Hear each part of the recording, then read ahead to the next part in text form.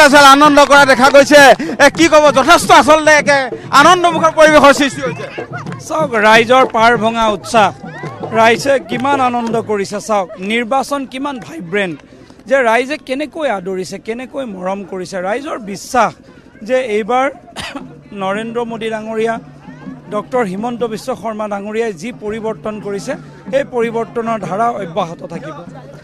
আমাৰ হিমন্ত বিশ্ব শৰ্মা ডাঙৰীয়া পুনৰবাৰ মুখ্যমন্ত্ৰী হোৱা প্ৰতিগৰাকী অসমীয়াই বিচাৰিছে আৰু তাৰে বহিঃপ্ৰকাশ এয়া আৰু কেনেকুৱা আনন্দ কৰিছে দেখিছে কণ শিশুৰ পৰা জ্যেষ্ঠলৈকে আপুনি কোনো বয়স নাই আপুনি বয়স বাদ দিছে আপুনি শিশুৰ পৰা চাওক বৃদ্ধলৈকে নাচিছে চাওক এই শিশুৰ বা বৃদ্ধলৈকে এইটো যিটো নৃত্য ইয়াক কি বুলি ক'ব ইয়াত ভাষা নাই আপুনি ইয়াক আপোনাৰ ভাষা নাই কি বুলি আপুনি ইয়াক অভিহিত কৰিব অভূতপূৰ্ব পৰিৱেশ হয় একে একে আনন্দমুখৰ পৰিৱেশ আৰু যলৈকে গৈছে পল্লৱ লোচন দাস যলৈকে গৈছে তাতে একে পৰিৱেশ দেখা গৈছে আৰু সকলোৱে